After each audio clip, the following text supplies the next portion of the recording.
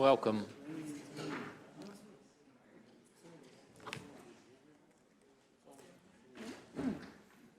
Good evening, everybody. It's good that you're here. And I know you asked for more than this evening tonight with us.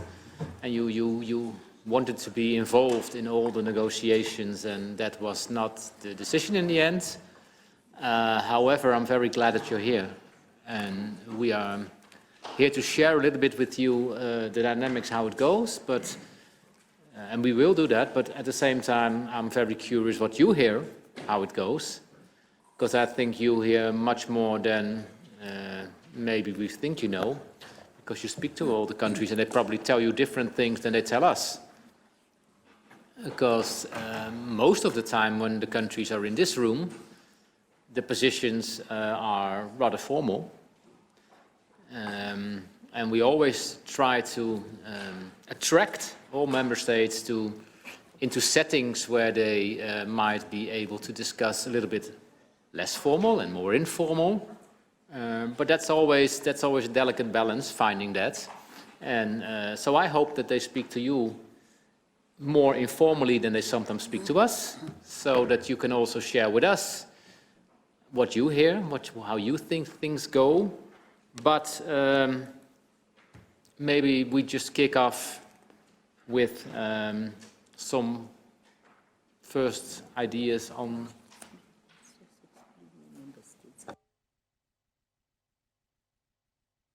I can just, perhaps just to thank all of you for making the time to join us this evening. As you know, we're in the middle of negotiations. We set this meeting up for a briefing, but also for an opportunity to hear from you. As we speak, there are two meetings that are running parallel at the same time with this one. The first one is two groups of countries, two groups of regional groups, not countries, two regional groups that are trying to engage informally. And there's also a briefing you probably saw in this cafeteria. So we'd hope that by now we'll be able to get them back in the room. I'm still hoping, because it will be good, as this was a scheduled meeting, to have them back here and to have an opportunity. But I also want to acknowledge those member states that are in the room.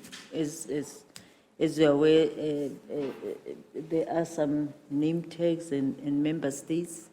We're just going to be in trouble because we've displaced others. They'll sit at the back and we'll sit in front. But I think it was just to acknowledge and thank you for being available. Thank you. And I would like to suggest that we make this as informal and interactive as possible. So I think we all would like it more if we just have a conversation instead of you reading out your statements as you normally do when you're on television. Maybe we can profit from the fact that we're now actually sharing a table together. So like I said, we will just kick off with just showing the playing field a little bit. And a lot of that you already know, of course. And then we might highlight some of the bigger issues that are on the table that that stand a little bit in the way of reaching agreement. And then we just let you speak. What do you hear? What would you suggest to us how we could solve these issues? What would you like to give us? Not just us as chairs, but also the member states that are sitting in this room. And react to each other. And if a member state that is present here would also like to say, please join in if you want to. So let's make it as informal and dynamic as we can. So what we as a Bureau did, and we've done it a couple of times before, we have shared versions of a text which we have given different names. We have called it Bureau's text, we've given it negotiation text, and the last one now is called, what is it? What is the name of this one? Revised. The revised one, yes. But basically, I think these texts are progressing, but a lot of these ideas we already had on the table for a long time, from a year back, I think. But what we try to do as member states, we try to get a little bit closer to each other all the time, and then we come up with a different version of a text, and the member states, okay, yes, we get a little bit closer, but we still see a couple of challenges on which we like to talk. And procedurally, the biggest challenge is, of course, the fact that you are here with a lot of countries. So if 50 of them speak out for 3 minutes, you can imagine that it takes a long time just to go run round for one article.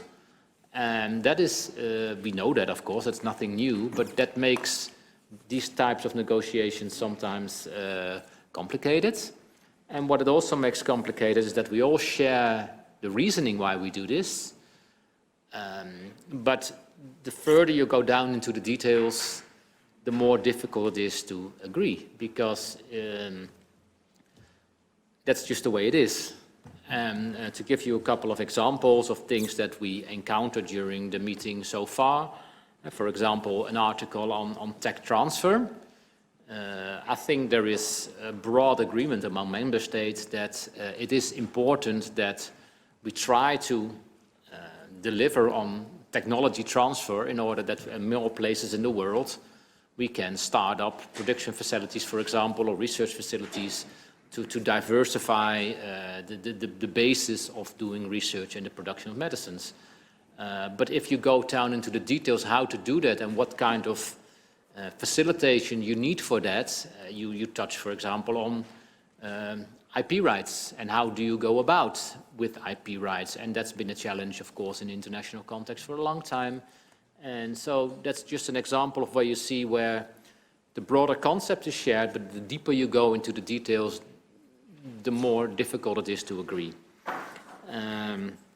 Another example is, for example, things around prevention. I think that everybody understands it's better to prevent a pandemic from breaking out than from addressing him when it's there. So at that abstraction level, we all feel that it's logical that you do on prevention. But if you try to make clear how to do that in the best way, then you find that some countries might say, yeah, that's all very nice, but we do not have the capabilities, for example, to do that in the way that you now say that we should. So how do you go about with that? You could say, okay, then we help you. That's a very good thing if you help each other trying to make prevention possible. But how do you organize that? Is there then money on the table to do that? So that's all kind of discussions we are having, and which are not always easy to solve. Another one that you are probably very much aware of is what we call the PAP system, a system for access and benefit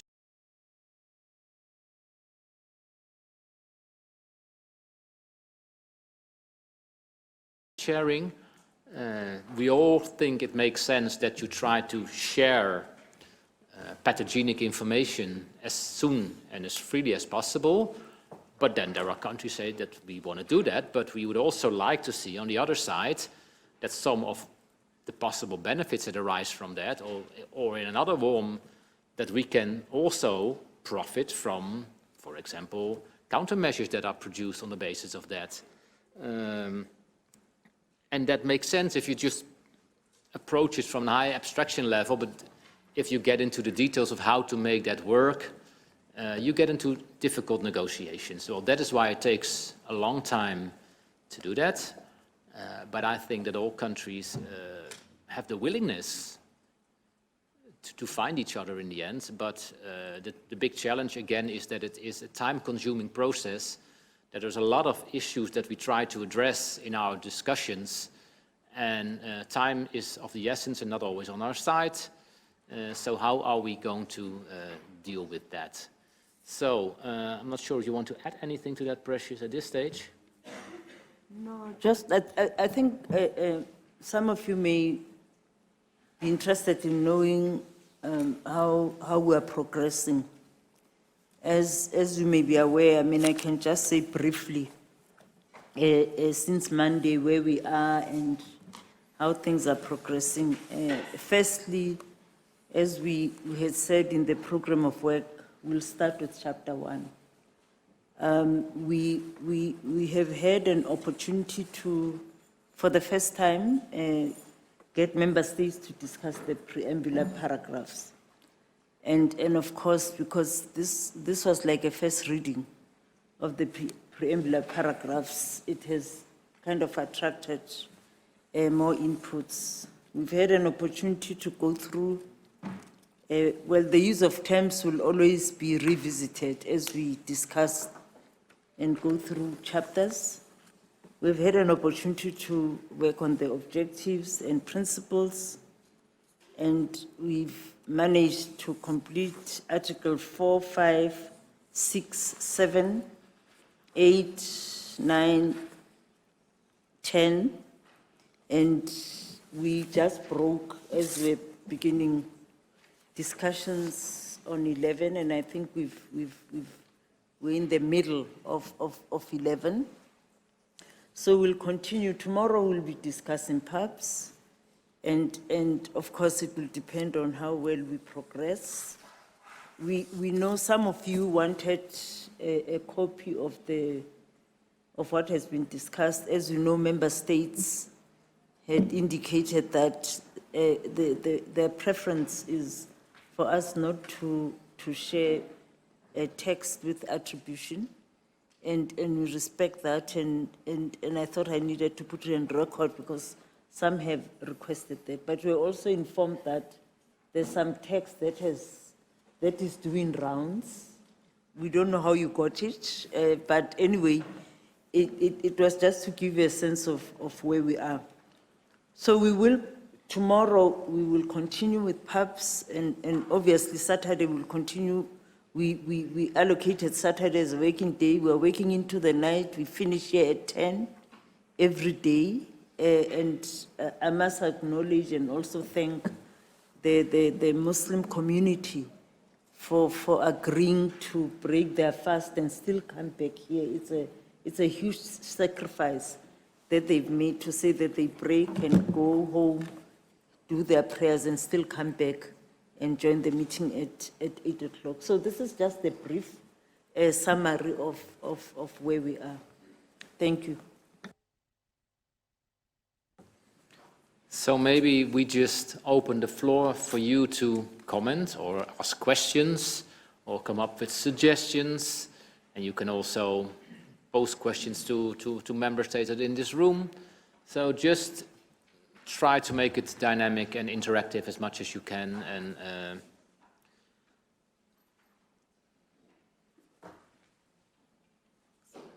you can go first.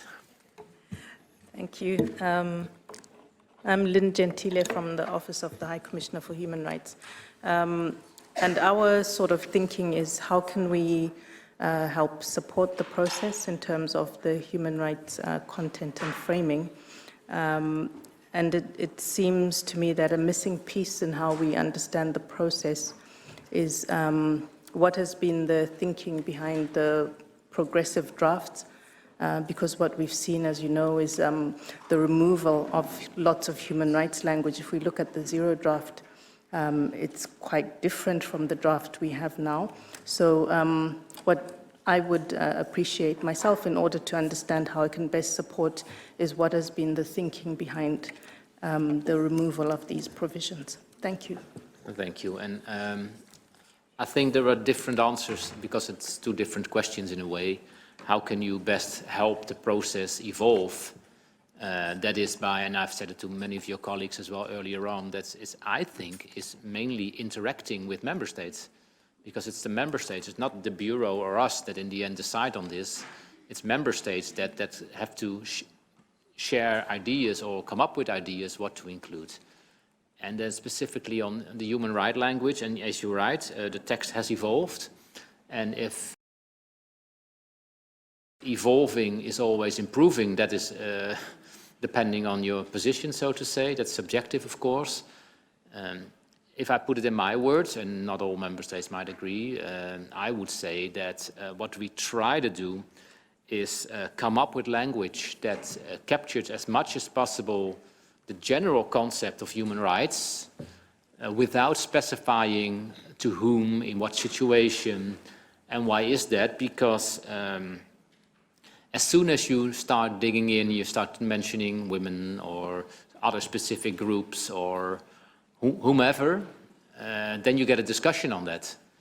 And we've seen that, we've tried that, and that's what when we said, let's just go back to the essence and say, human rights in general for everybody. That's what we want. So we don't need the discussion any further on the details of that and specifying whom you understand by everybody, so to say. Oxfam?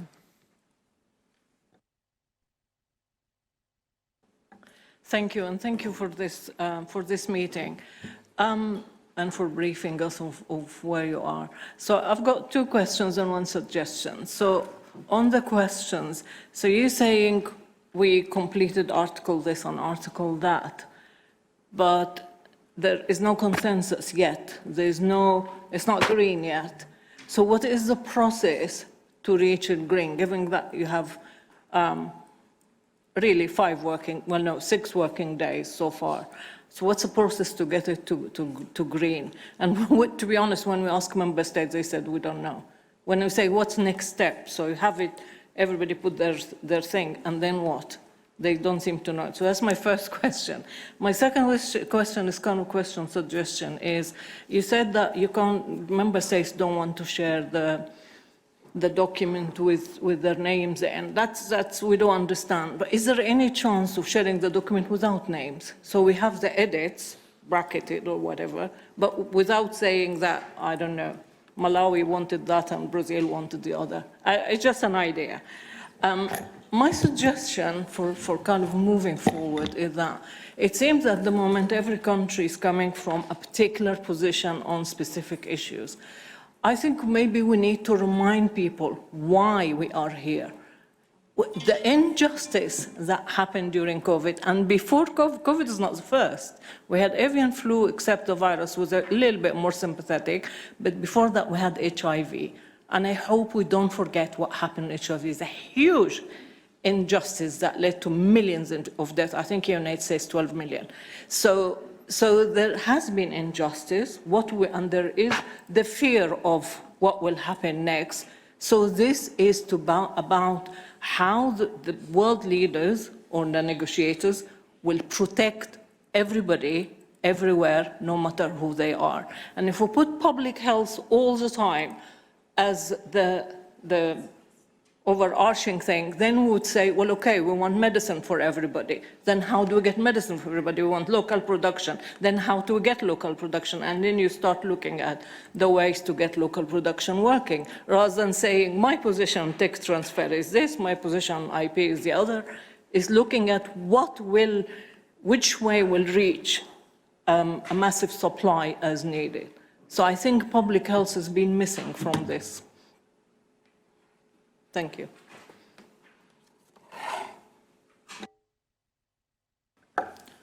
Well, there's, again, two different things. It's the process, and what we had hoped that by the so manyest version of the text that we would at a certain stage come to the stage where we could say, okay, we've captured now most of the things. We will probably have a few more outstanding things we have to discuss upon, and then we could settle this. But it seems that we're still at the stage of many countries adding textual suggestions to the text. So we have not matured the text enough, as it seems, to reach that point. And that is, well, that is unfortunate, and that's challenging in time as well. But we have to get to a point where we do that. And it's also that different countries have different perspectives on how the process should go.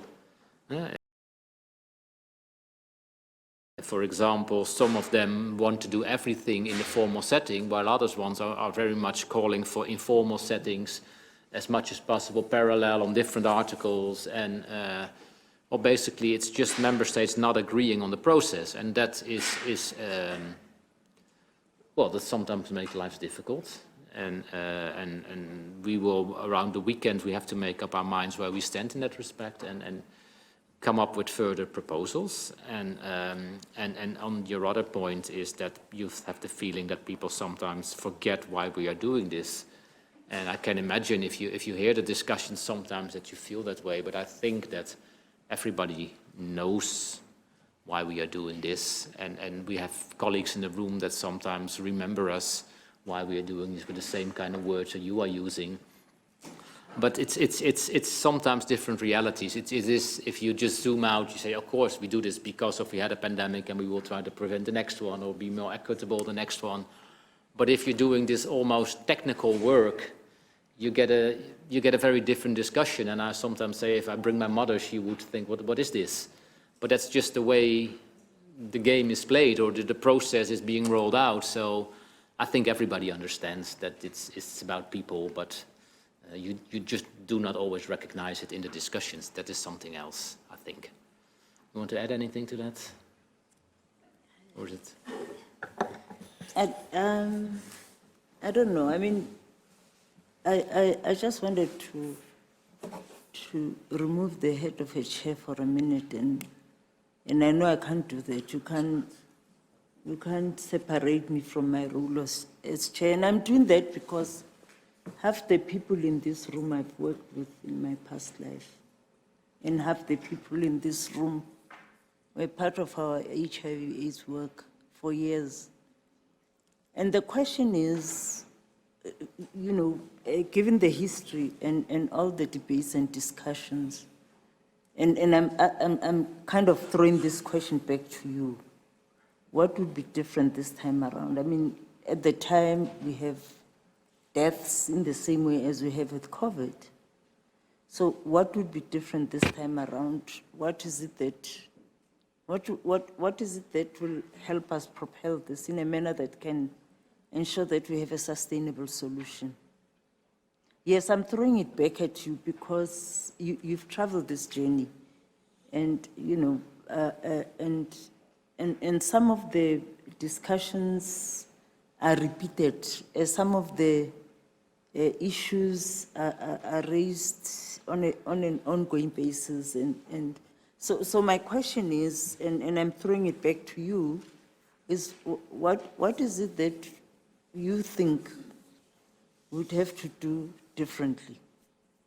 And when I say we, I mean all of us, yourselves, member states, you know, the World Health Organization, everybody. What is it that we have to do differently that can propel us forward? Well, shall I tell you what happened in reality? The reality is that we all know what happens. The price of medicines, the life-saving medicine, was incredibly high, totally unaffordable. When we talked to donors, they said there's absolutely no chance we pay $10,000 per person per year forever, because people live all their life, they wanted that medicine. What happened is when a country in the south had enough capacity and no IP barriers, and they produced the medicine, and that got the price right down to an affordable amount, so that you can say to countries and to donors, buy it. So the first thing is about local production. The second thing is about, obviously, prevention and a massive effort of prevention. And the third thing was finance. So you remove the IP barriers, whether by, like there was no patent on the first set of medicines, or, but then there was voluntary licensing via the medicine patent pool. Then there was compulsory license by some countries. So you have a variety of tools to reach the low price to make it affordable, and you had finance to buy this medicine.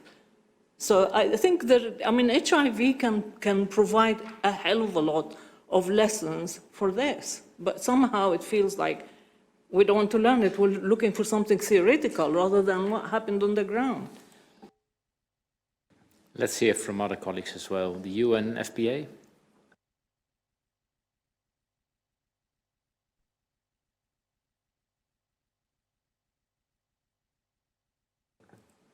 They're not here?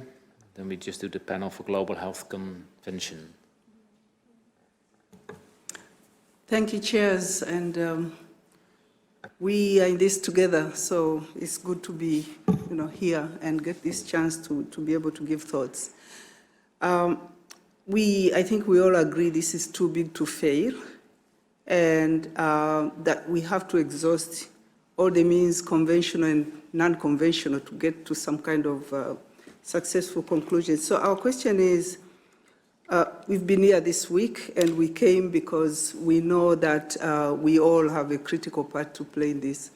Are there any scenarios which you think have not been explored in terms of soft negotiations, areas where we as stakeholders can help, between the lines, between the sessions, to get some stuff moving faster? And if that is the case, what are those areas, and how do we utilize this meeting, which is the final negotiation meeting, to kind of, break ground in some way and move forward together? We know there are member states who are involved in this on a formal basis, but, we are in this together. So thank you. Anything we can do? Yes, we will allow next week for example, for longer lunch sessions, 3 hours, exactly with the aim of more formal encounters, member states amongst themselves on certain topics. But that's also an opportunity, of course, to speak to you. And I've said it before, I think if member states need more information, more knowledge, need to be inspired in whatever way in an expertise that you have, that should happen. But I'm not sure if it would work if we would say, now we have a session with you and the NGOs are going to tell you how to solve this. It needs to always be informal, I think. That's what they want. I mean, member states want to, in the end, it's their treaty, it's their legal systems they're working on, so they need to be in charge for that. But we will cater for more opportunities to meet, let's put it that way. So I think, Morgan, maybe let's hear from others, because what you are saying is that it's a combination of options that must be considered by member states. And I think, for me, this is where perhaps, member states can consider what those options are. And that interaction between yourselves and member states to look at those options, I think the interaction informal, as Roland said, would be helpful, because it will help us break any possible impasse there is. Because I think the idea is for us to find solutions, and all of us. And because some of you are closer, as Roland was saying, you probably brief more, member states more, and you interact with them more. You might want to put these options. And I'm just saying that if you kind of bring those solutions and we use this as an opportunity for all of us to solve this problem, I think it will propel the work forward. The IFPMA?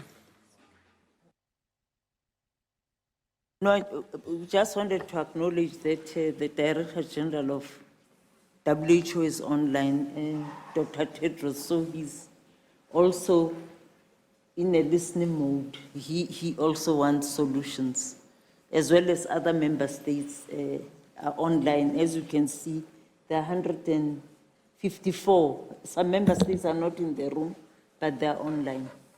So they're listening. Please give as much advice as you can. Thank you very much to the co-chairs. I don't have questions, but I think given that 85% of the vaccines shipped by COVAX, the 2 billion vaccines in 2021, were developed by our member companies, and pretty much all the therapeutics, innovative, were developed by our companies, I think it is important to hear how we believe one needs to work to find a consensus. We strongly support the efforts to find an agreement on the pandemic accord, and I want to reaffirm our full commitment to constructively contribute.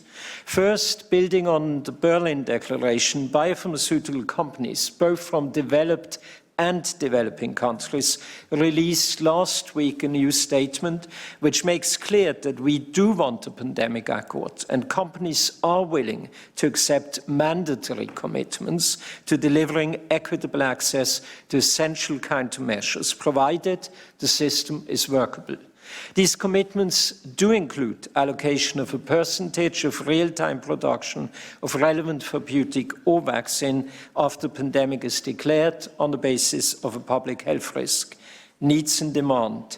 It can include portion expected as a donation, don't exclude that, and part on the basis of equity-based tiered pricing. The notion of equity-based tiered pricing is because we emphasize medical need, and medical need can be in upper middle income countries, can be in high income countries, but it also can be in low income countries, so mostly will benefit from donations.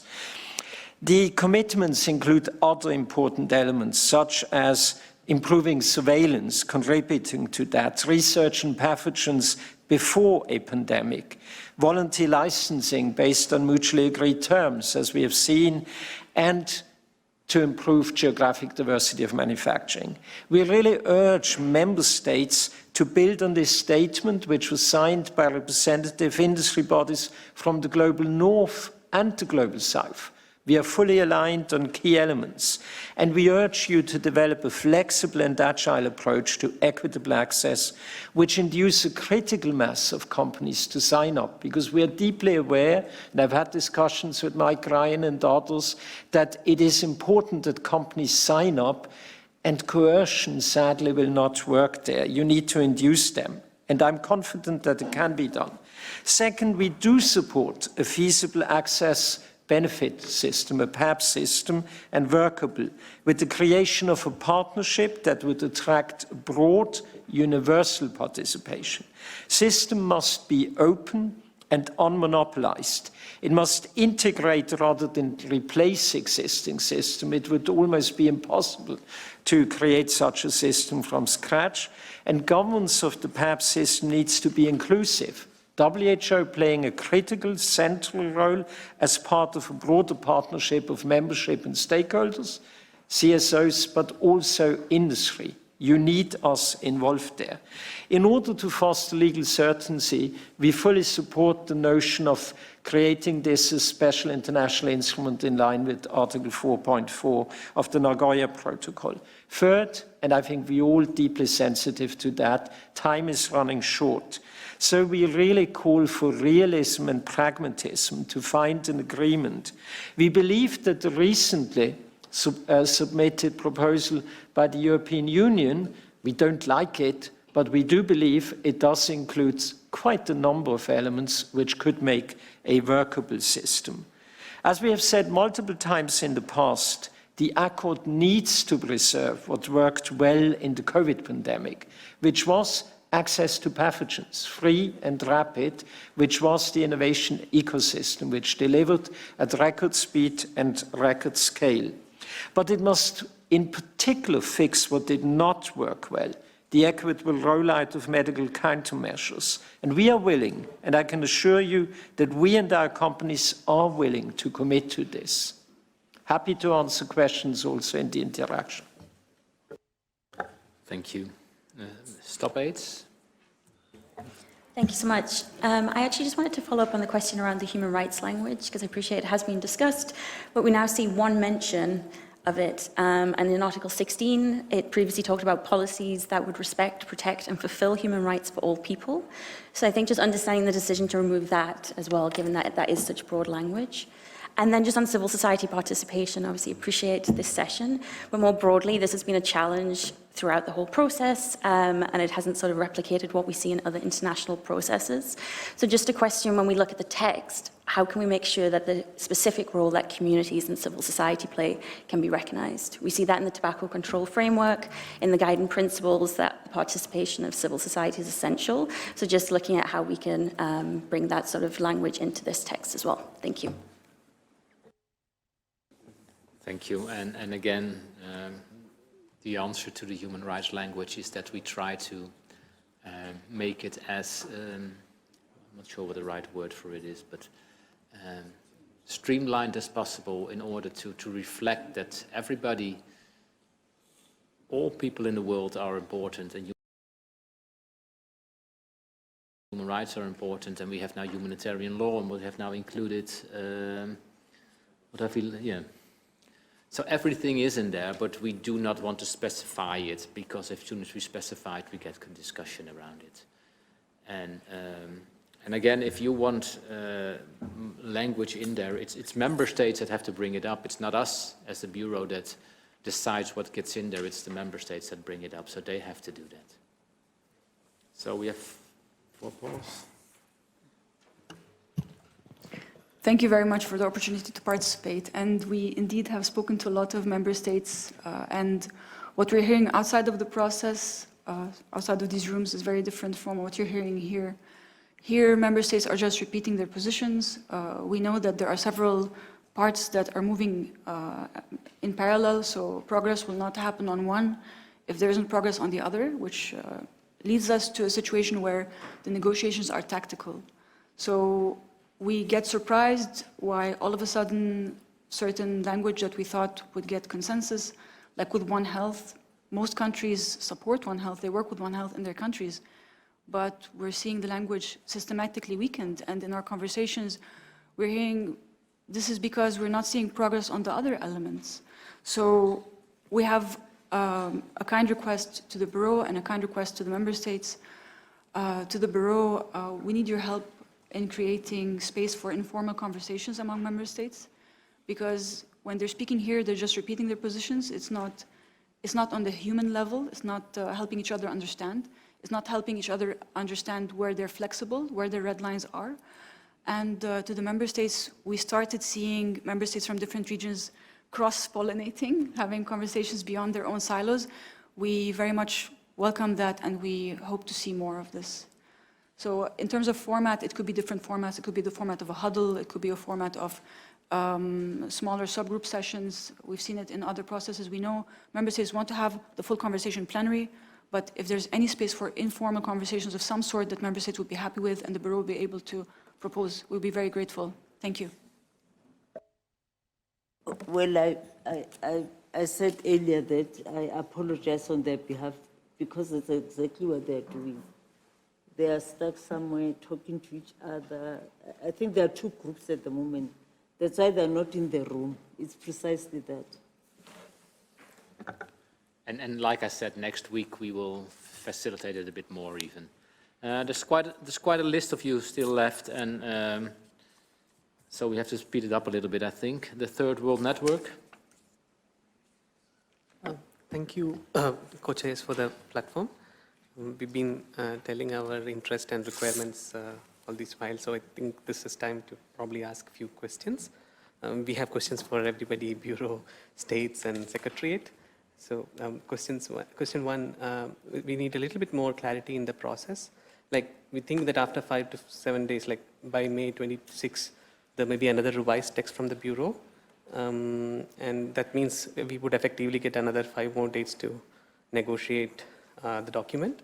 So what is the reality? You know, how do we finish in May 2024? What is our focus? If the focus is on the deadline, or is it on the content? Because we fear if the focus is on the deadline, we might end up legitimizing the status quo.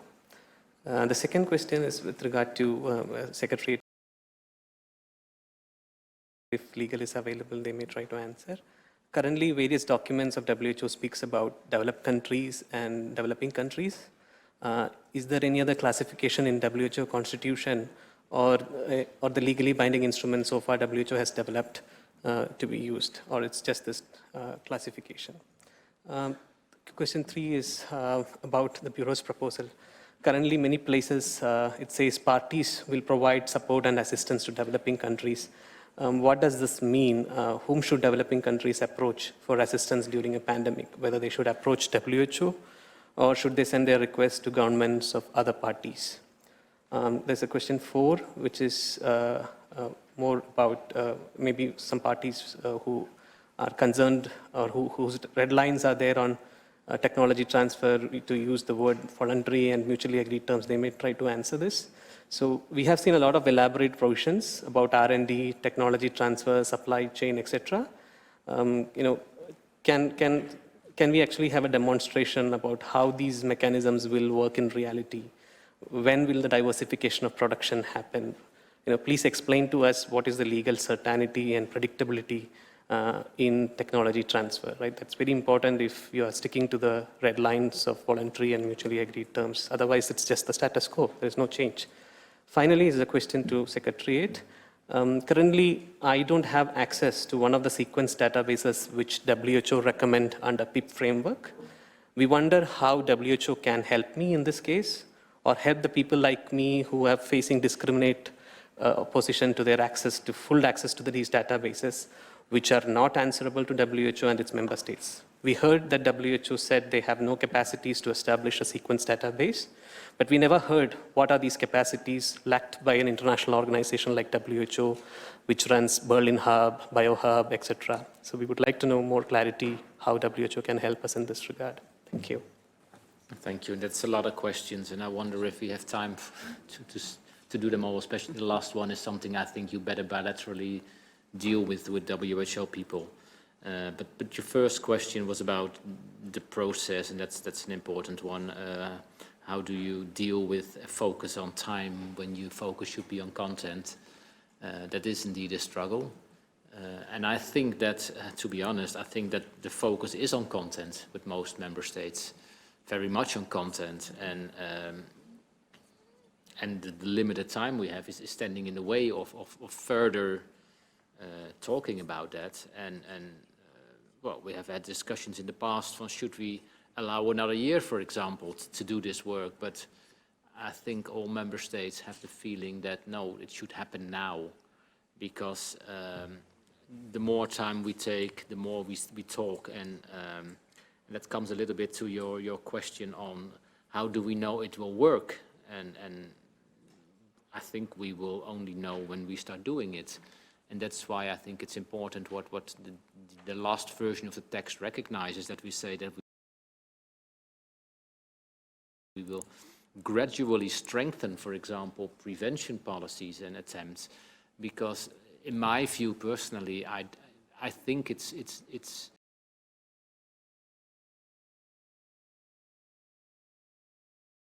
should not be expected that if we put something on paper and we stamp it, that the next day all the problems of the world will be solved. It is the start of a process that hopefully will make things better, but we will need years. An environment in Africa for research and for industry is not there within treaties. So this is a process, and we have to be realistic. There will not be billions on the tables from all kinds of parties to make this all work straight away, but it's a start of a process, and that's how we have to see it. Well, maybe leave it at that. Do you want to add anything?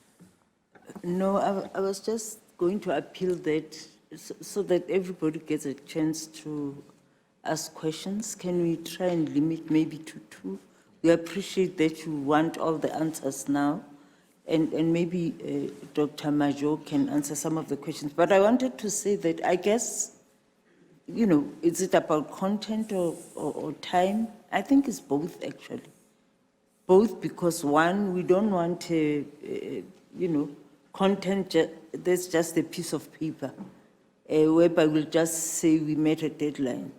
But at the same time, we need to be mindful of the fact that if we fail to have this agreement, if something happens, perhaps, early next year, we'll go back and regret why we didn't solve this problem, timely. So I guess it's both.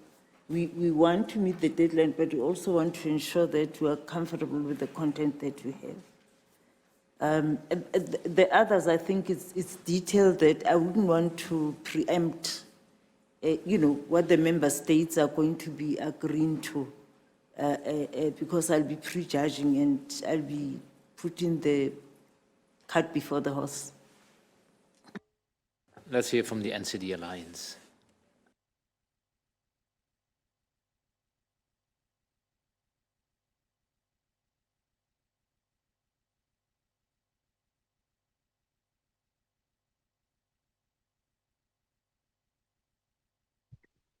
Thank you. Thank you. So from the NCD Alliance. So actually, I had a question about the sort of the emphasis on prevention within the latest text. I think it's been mentioned a few times that prevention is important, but it doesn't come through as strongly as we would like it to. So I was just wondering if you could maybe sort of provide a sense of where the discussions are in terms of the prevention focus within the latest text. And I think in particular recognizing, I think, points made earlier about the importance of a public health approach and the importance of public health to effective PPPR. And as part of that, also the real necessity to have resilient health systems in place to ensure that all vulnerable populations can be protected from future pandemics. So yeah, it would just be helpful to get some feedback on where those discussions are around those issues. Thank you very much. Well, I think if you looked at the text that's on the table, there is an article on prevention and all the things that we try to do to, like I say, gradually strengthen prevention. But I think one of the discussions we are having is that some countries rightly say, if we are about to do this, then that's quite a challenge for us. And we understand that it's good, but we have so many other challenges at home as well. So how are you going to help me make this a reality?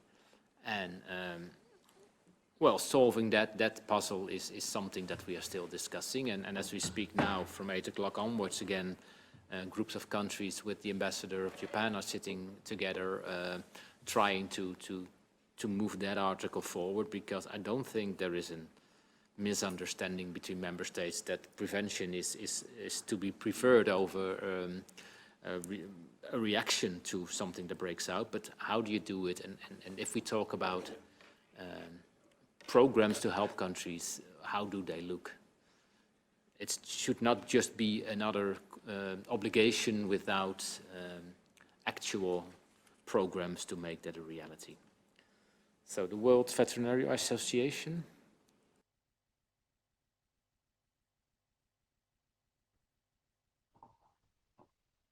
Hi, thank you for giving us the chance. And very briefly, just to keep our we recommend to the text to keep our knowledge in the stipulations are progressive and the difference in national capacities. But in any case, while focusing in the early detection of pathogens, you have mentioned that while there is agreement regarding prevention, there are differences in how to do it and sharing resources. And prevention is not only about surveillance, and it's also about assessing high-risk settings and practices and mitigating the risk. So measures should be taken, should be done taking into account already existing guidelines and recommendations from competent intergovernmental organizations. We also wanted to urge that the Article 5 should maintain emphasis on One Health through the PPR cycle and strengthening animal health institutions through investment in workforce and laboratories, which is essential. Also, we wanted to support for PAU's request to establish venues to dialogue with the member states and offer assistance. And finally, just to say that the World Veterinary Association and the Action for Animal Health, we stand ready to offer technical assistance to delegations regarding preventing measures like surveillance. Thank you.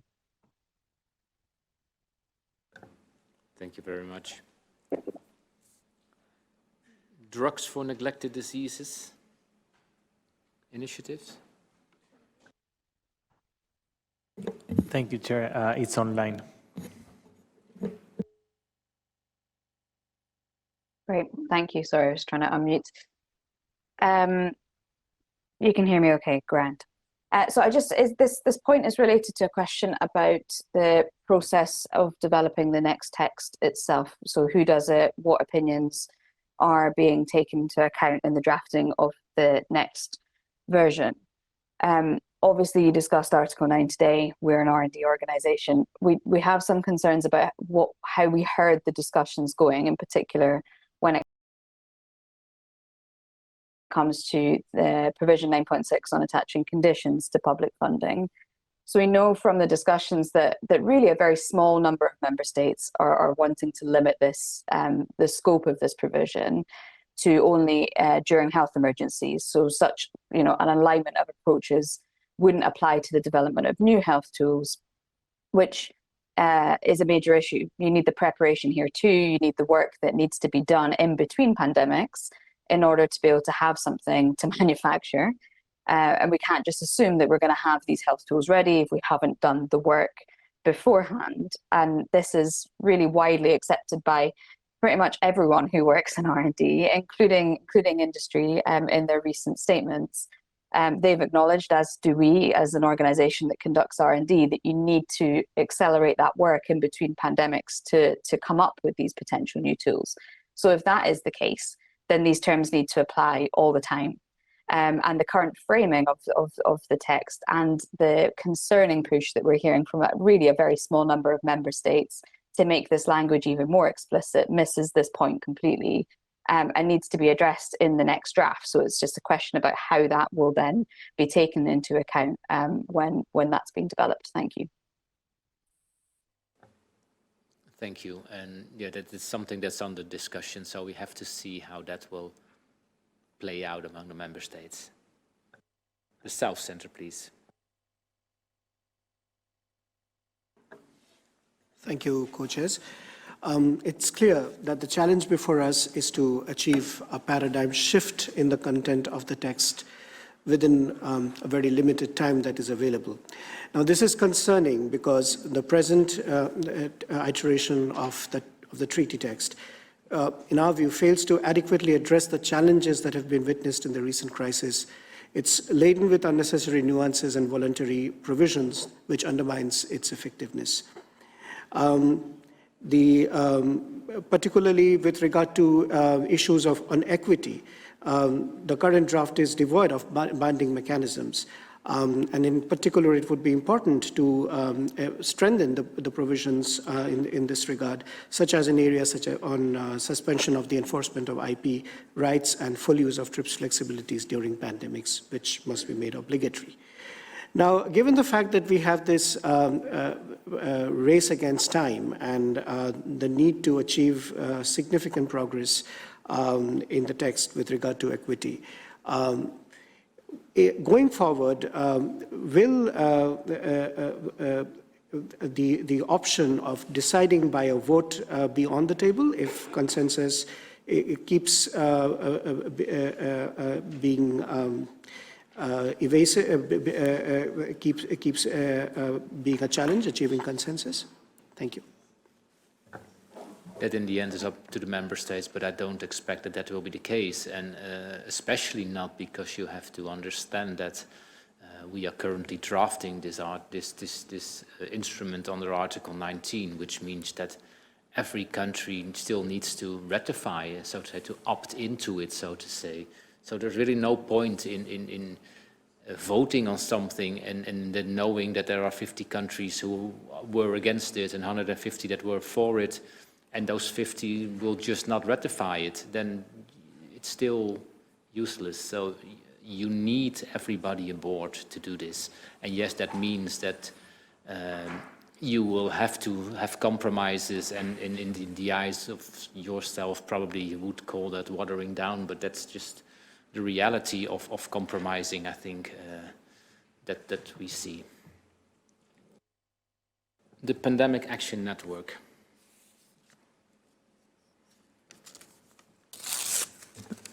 Thank you.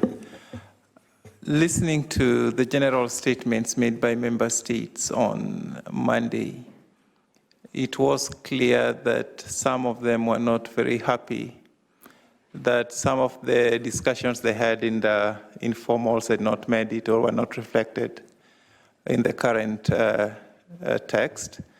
And now it seems that, there is need for more informals and engagements amongst them. Is there anything different that is happening such that whatever discussions happen will help us progress this process forward? Thank you. Yes, I think the difference between what's happening now and the previous informals. They were, I would say they were semi-formal, because they were facilitated by the vice chair, or chaired by the vice chair, with co-facilitators. These are member states sitting in a room trying to solve the problems themselves. So I think it's the best way in most negotiations like these. It's a kind of a preferred way, because member states tend to interact much more freer, in a free manner, than if they were to sit in a formal room in formal settings. It's much easier for them to open up and solve problems in those settings. We are hopeful that it would kind of bring, give us some positive outcome. And we're also hopeful that it will happen within this sitting and we're able to finish our work on time. Knowledge ecology, please. Thank you very much. Earlier there was a question about the circulation of the text, and I've been in negotiations where, for example, at the World Intellectual Property Organization, a lot of countries don't want to have the country position listed in the text when there's brackets and things like that. And as much as I don't like that, at least I understand that. But one solution they've had is they release, as Moga suggested, they release the text with the brackets but without the country names in there. And that's pretty easy to do, and it would improve the transparency of the process. You know, there's a lot of people that have all kinds of crazy ideas about what the WHO is up to, and I don't think you do yourself a favor by stupid, excessive amounts of secrecy. If you need to protect the country positions, protect the country positions, but you don't protect the public from knowing what's being negotiated. I think that's not really helpful. The thing, Thomas from IFPA, he made this statement about all the great vaccines and therapeutics developed by the companies, and it's all true. He could have mentioned the fact that the multi-billion dollars of subsidies that the companies got to do that at the R&D stage. And so I think it's just not very candid to talk about the performance of the companies in delivering innovation without talking about the performance of the governments in providing unheard of subsidies for the development of those products. And in 2019, the WHO adopted a resolution on transparency. And one of the things in the transparency is that governments were supposed to provide reporting and transparency of the subsidies that are involved in the development of products. That really did not happen during COVID. And if it had happened, I think you'd have a better idea of why these conversations in the treaty text about terms and conditions on government-funded research are not trivial issues in terms of the discussions. I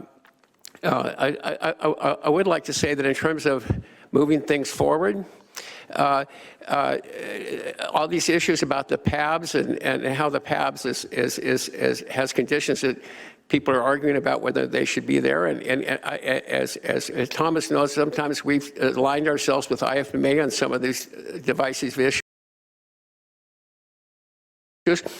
But one of the reasons why that's happening is because the IFP member companies have blocked other parts of the text dealing with equity. So you can't have it both ways. I mean, you can't complain about equity provisions being attached to the PABs and then block equity protections being in every other part of the text. I mean, at some point, the equity things have to be somewhere. And if people think the only where they can be is attached to something, you know, that you want, then that's where it's going to go. So just be kind of realistic about your strategy. I talked to the U.S. at one point, and I said, I know there's some stuff you don't like, but think about things you don't like even more and kind of make up your mind, because you're not really negotiating with yourself. So good luck on everything. My guess is that everybody in this room is operating in good faith and doing their hardest. It's just a really tough negotiation, and good luck. Thank you. That's what we need. So side savers, please.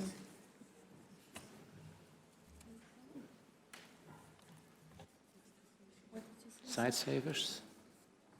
There's no side savers? Sorry, just took a moment to unmute. Apologies for that. I have a question that follows on from the previous questions relating to human rights, and I guess it's a similar question to the question posed by the Office of the High Commissioner for Human Rights. And it's really, I suppose I'm a bit baffled about how the text has evolved, particularly in the preambular parts, given that those parts of the text haven't really had a lot of attention, it seems, until maybe even the last couple of days. And I very much hear what you say about human rights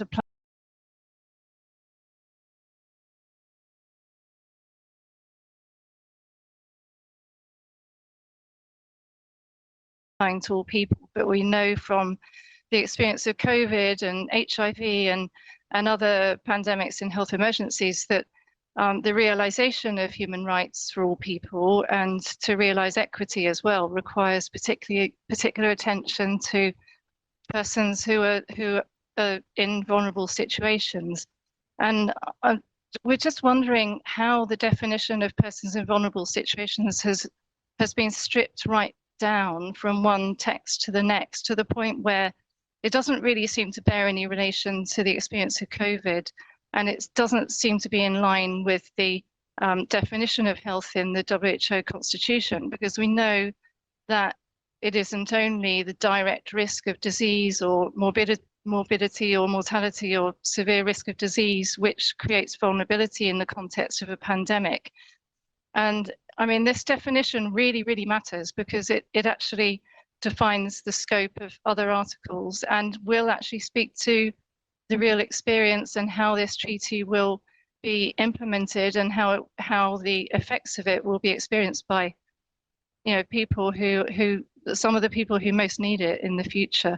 So just wondering how that definition got stripped down so much since the zero draft. And I understand about not listing different groups, that completely understand that, but it doesn't mean that vulnerability itself can't be better defined than simply in terms of risk of disease.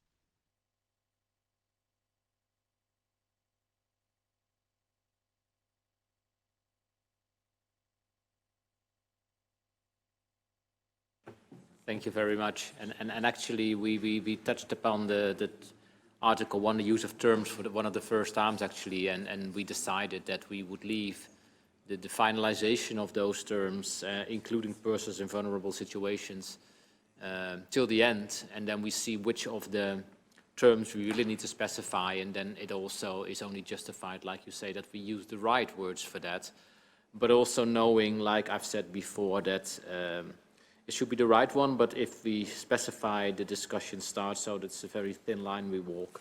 But we will definitely come back to that and, yes, help us find the right way forward in that sense. So we have a couple of more of you who want to speak, and we have, in principle, 15 more minutes. So let's try to do that. So we have Frontline Aids. Yeah, thank you very much for holding the session and for the comments so far. I would just like to build quickly on the comments from Oxfam and Stop AIDS, talking about really the relevance of the HIV response for these type of pandemic preparedness efforts. And I think really in one of the key learnings from the HIV response is the key role of community-led responses and civil society engagement in these type of initiatives. So I would really urge member states in the negotiations going forward to really include language supporting that within some of the text and the articles on whole of society approaches and in the Conference of Parties. The question I have, it would be more of a request of a practical nature for civil society attending these meetings. It's often a challenge to attend for the whole week or 2 weeks of the IMB sessions, so it can be useful to know in advance if there are specific days when these type of civil society sessions have been run. If there ends up being an additional or an extended IMB 9 set of negotiations in April, it would be very helpful just to know maybe as early as possible if there was particular days within that civil society might be able to have these type of feedback sessions, just so we know when we can start planning to attend and look for budget for that.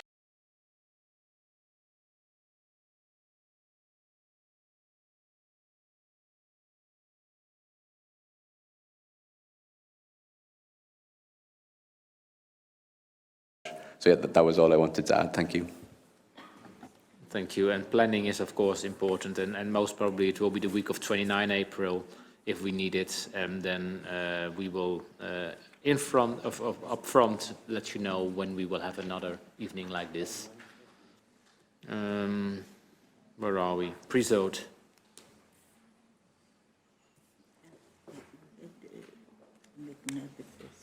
Thank you so much. I would like to speak in French, please. Si vous permettez. With your permission, co-chairs, I'd like to address you in French. I don't have any questions, but I do have a comment, rather contribution to make.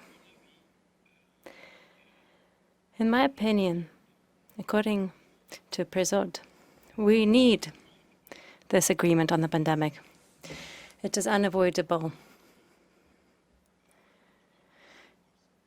And since we need this process to protect the world, what we experienced 4 years ago, namely COVID-19 pandemic, this means that we need an agreement at all costs to be able to prepare the world, make it much more resilient in the face of these disasters. I would like to say the following. The room you're sitting in, for example, the WHO, it's heated, isn't it? You are in a room which is heated. I think that the heating is central. But you could have had heating in each individual office. Instead, you preferred to pool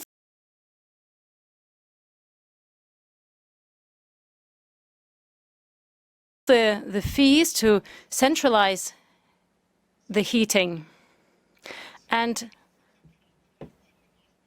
this is what is sending an image to the world. We need to move, to pool the means. We need to prepare the world together for the future pandemics.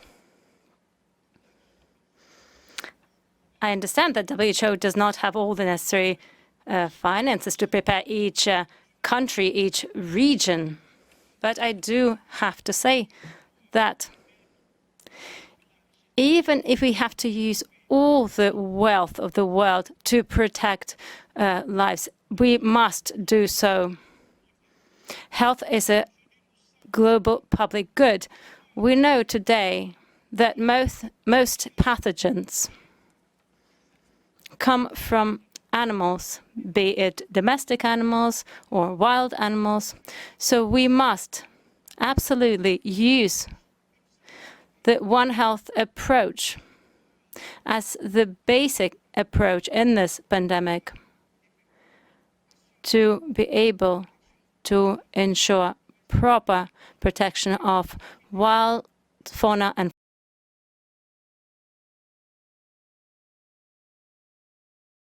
flora and prevent the spillover, zoonotic spillover. COVID-19 has provided us with a very powerful example. Therefore, the world must know that we must join our efforts. We must pool our resources, share our knowledge, taking into account the limitations and specific features of each region. Colleagues here in the room who want to speak as well, but I thank you very much because, and as you have seen, the topic that you are close to your heart is in the text, and with your help, I think that the countries who support us very much will do their profits, so to say. We continue with the Honourable Helen Clark.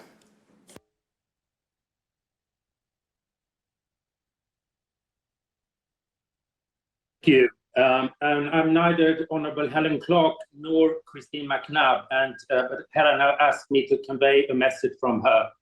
I asked whether I should put on some lipstick, but she said that that was not necessary as long as I was brief and to the point. She has submitted also a longer statement as the former co-chair of the independent panel, and the independent panel is continuing its work, now also independent of WHO, but a bit more than half of the panel members are still very committed to support both this process and also to ensure that the recommendations that the panel did now almost 3 years ago are actually implemented, and the work on the pandemic accord is one important one.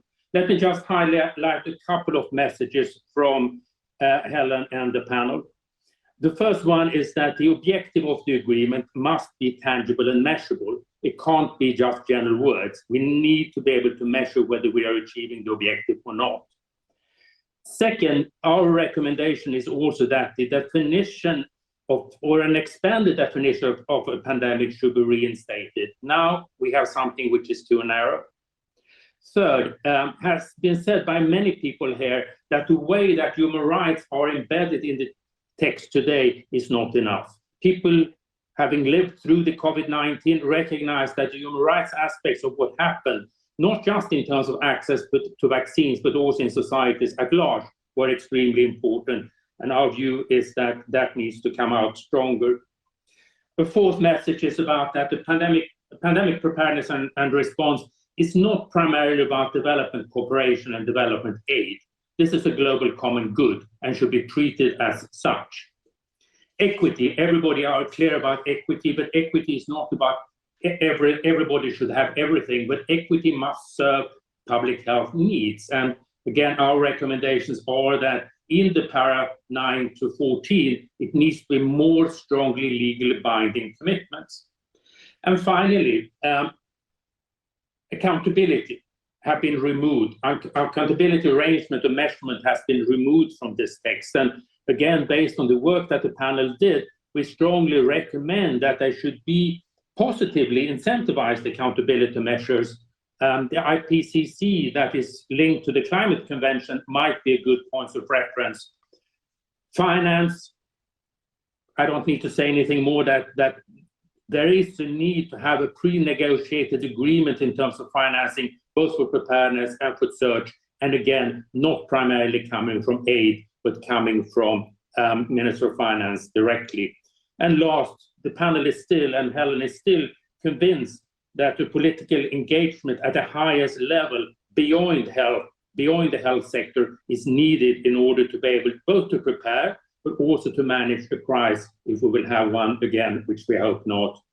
The full statement from Helen Clark is available, and she has submitted this under what is called Annex E as still an active partner here. Thank you so much.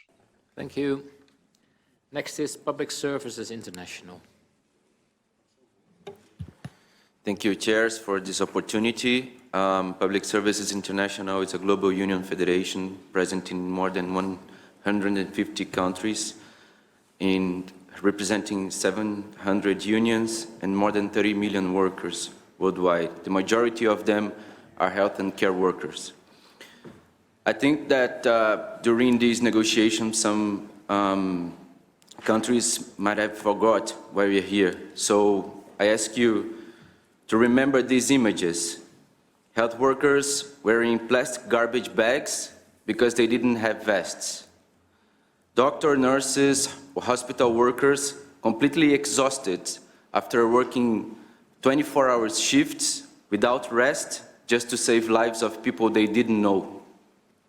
Remember how many health workers were attacked or suffered discrimination, how many health worker women suffered discrimination and attacks during the course of the COVID-19 pandemic. People that die because the second dose of the vaccines did not arrive in time. People that were unable to say goodbye to their loved ones because a proper burial was not allowed. This is why we are here, and we must say never again. This was only 2 years ago, and it seems that We are discussing a hypothetical situation instead of a generational trauma. So having those painful memories in mind, I think that the member states should continue this negotiation and say, never again the world must go through this. With that in mind, it's very hard to see that language on decent work was contested by some member states. This is language adopted by the ILO for many years now. Regarding technological transfer, many countries were way back in the line of the vaccines, so we cannot rely on voluntary measures.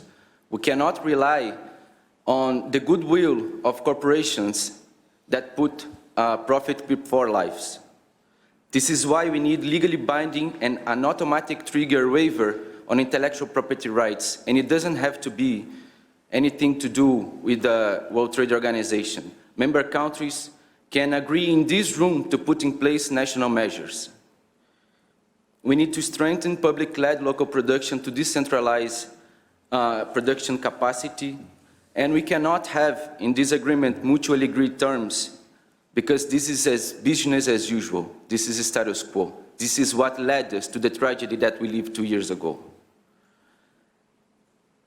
And finally, balanced solutions must be balanced solutions. This is a negotiation room, so the final text cannot be a demonstration of power. It must reflect the positions shared in this room. It cannot be a demonstration of power by the same countries that have always demonstrated power in the world. We must people before profit and health before wealth. Thank you. We have next Innovate, please. Thank you, Mr. Chairman. Innovarte is an NGO from Chile and that works in Latin America on access to health. Mr. Chairman, we are concerned that this body is not making use of all the resources available through the stakeholders. We feel that civil society are like those persons that are picturing the allegory of the cave of Plato, where we are inside of the cave and we can only picture what is happening in discussion through shadows.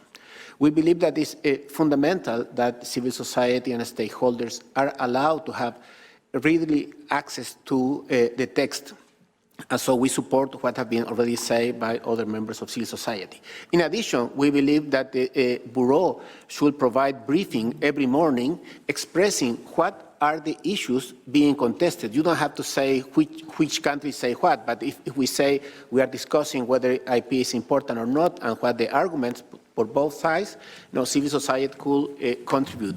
Also, we request that civil society is allowed to provide side events to provide information and invite member countries. So we call on to support the work of civil society in behalf of people that they represent. Secondly, on the content, we thank the pharmaceutical industry, the good intention that have just expressed the representative.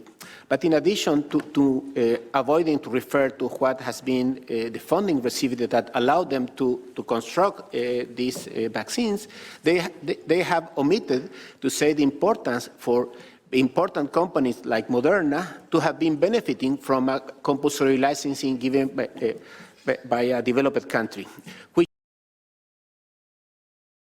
express that they are not taking into account the need for the availability of flexibilities that will allow other companies, other Modernas, to be able to develop the vaccines of the future. Thank you, Mr. Chairman.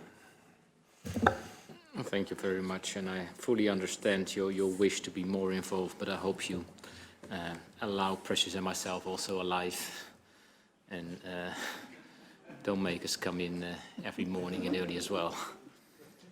Next is the Medicines Law and Policy. Thank you, Mr. Chairman, and thank you very much for the opportunity to meet with you here tonight. And I think we all would be delighted to meet with you at 6 a.m. in the morning as well, but we also want you to continue to like us. I just want to make a few comments because Precious asked us to come up with solutions.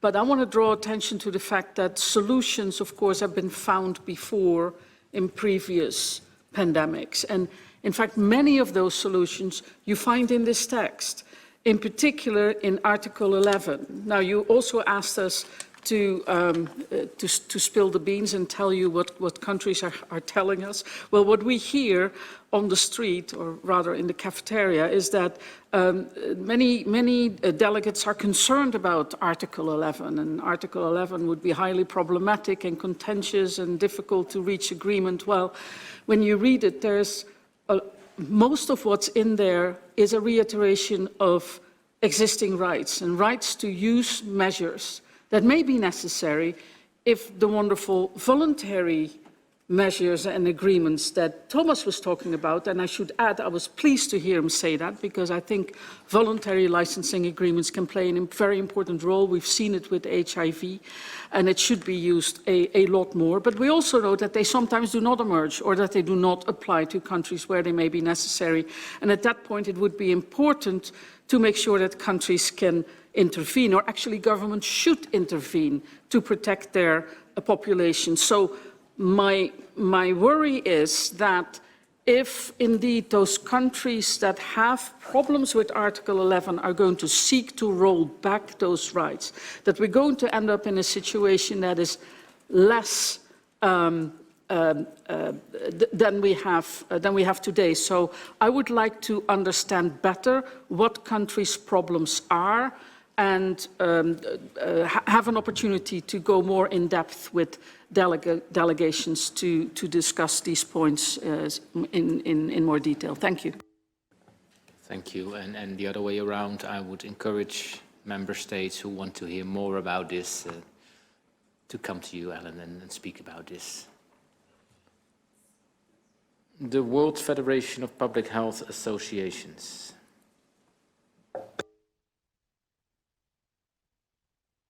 As negotiations near a close surrounding the pandemic treaty, the WFPHA, representing public health professionals, would like to remind them that it is imperative to maintain a multilateral approach for the benefit of all. Current positions from a number of member states imply a greater allegiance to pharmaceutical profit over social protections, leaving other member states without adequate resources to prepare for a future pandemic, ultimately endangering us all. Sharing information and technology remains key in ensuring swift actions during emerging threats. Furthermore, these negotiations have often been shrouded in secrecy, with a number of side negotiations excluding smaller member states and civil societies, obscuring discussions from public view, thereby sidelining those with less power, those in need of greater protections, including those in the global south and underrepresented groups like women and children, and removing the critical ingredient of transparency necessary for the public to accept the agreement and to act upon it when the need arises. The question that the WFPHA thus has is, how do you hope to include smaller member states more and facilitate that interaction beyond informal discussions? Thank you.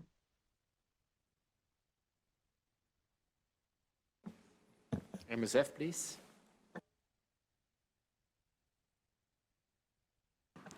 Thank you, Chair, and thank you everyone for spending the evening with us for this very important interaction. So I wouldn't repeat what we said on Monday, but focus on one issue related to Article 11, technology transfer. I think one of the contentious issues, as Roland outlined at the beginning of the update. So I just want to reiterate what we also elaborated in other forums. We really encourage the negotiating party member states to recall again, why we are having this negotiation here and what this treaty is, to whom this treaty is for. It's for government to say what kind of actions you can take within the power of a government body. Particularly, many colleagues already mentioned, when public funding is provided, this is a moment when conditions and requirements can be attached. And this is the moment when the requirement to engage technology transfer activities, non-exclusive license can be attached. And how this transfer of technology will be realized is probably a separate discussion. And how voluntary licensing terms will be constructed, as Ellen mentioned, is a supplementary issue. So under 11, we are very happy to see the current text has improved, particularly 11.1, removed the using of the wording voluntary and mutually agreed terms in the context of talking about publicly funded technology and the government-owned technology, but there's one technical issue there we would like to comment. So we hope this will remain, because this is talking about within the government power what you can ask, which is very different from the private sector's partnership building practice.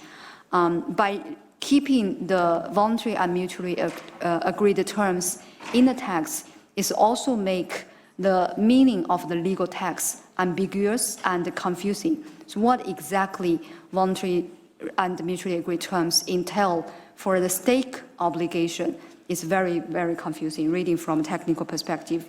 So I just want to reinforce this point. And on 11.1c, we also hope the government-owned product, which is term used in the current draft, to be revised into government-owned technologies, which was used in the past draft, because the clause is talking about making licensing available to those technologies for the global common good, which we actually had very positive experiences in COVID, when the NIH of US and Spanish National Research Institution licensed their technology they own, to the WHO CTAP. So those experiences can be captured and developed further. So finally, I would like to reinforce, because the TWN Third World Network actually asked a very interesting question, but maybe for the time limitation, we didn't hear the answer, is about the classification of countries in the current WHO governed instrument and scope. So that question we hope can have some clarity, because it's related to many provisions is under negotiation now. Thanks. Thank you. And we didn't share the prescript of everything that everybody said, but I can tell you that there was a lot of discussion, and there still is, on the voluntary nature or the compulsory nature of sharing technology and everything around it. So don't get your hopes up too high, I would think. The discussion is far from over. UNH, please. Thank you, and thank you for the opportunity. I have two quick questions. One question, one comment. In terms of where we are with the process today, I mean, where we are with reviewing, going through the articles and what still remains, and the work that would then take place beyond that. From where you sit, do you have a sense of whether there will be a need for another meeting at some point, or this is too early to determine? I guess this is also useful for planning purposes. My last comment is with respect to human rights. We have heard what the co-chairs have said about what they are trying to avoid. But I think, given the centrality of human rights in situation of vulnerability, I think there's a possibility that we can also explore whether we can embed some of the human rights issues in some of the articles, even if it's along the same lines that you are proposing. Because at the moment, I think there's really a feeling that actually human rights, which is central to what most public health situations, including HIV, AIDS, and others, how it has been central to progress in those areas, I think is something that I think we really need come back to. And I think this scope to look at where else we can actually embed that without necessarily, dealing with some of the issues that you are trying to avoid. Thank you. And thank you very much. And we have to see how this next week will evolve, and if miracles happen, and they've happened before in history, then we might not need another session, but we keep in the back of our minds that we might need a resumed session later in April to finish our work, but let's not get ahead of that too much. But that might be an option, but I don't think that it will be going beyond that. No, just to say that I think with the current discussion, because we're probably at the tail end, current discussions that are under, we were hopeful that,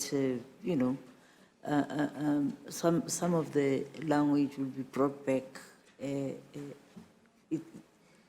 Those who hold the pen are member states, and I think we are hopeful that some of the suggestions we're making here, they're listening online and some are in the room.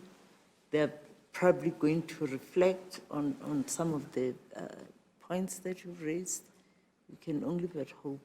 But like I just wrote on this cup, PSI, never again. I hope they're also listening and they also heard you. Thank you.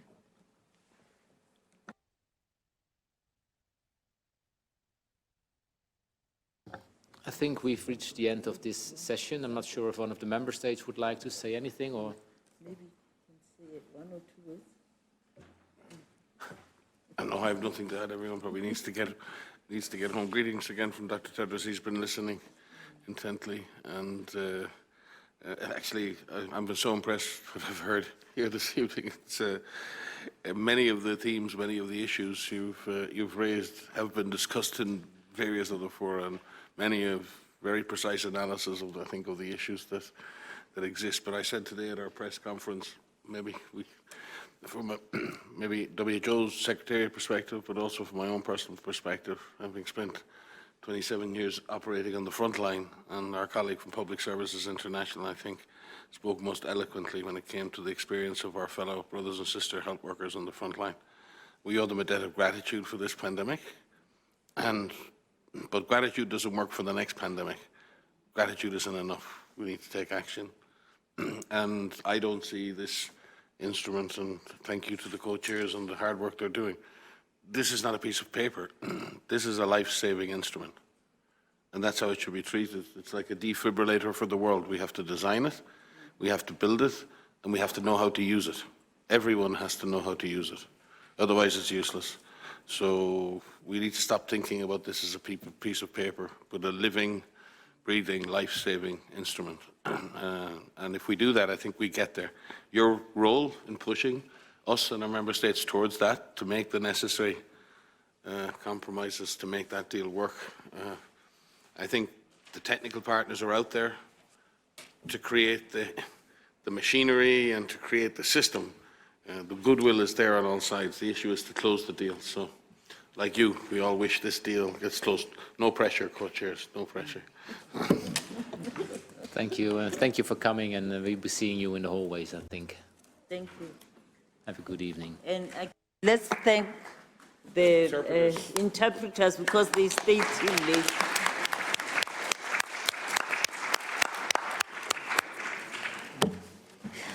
Thank you. Yes, my dear.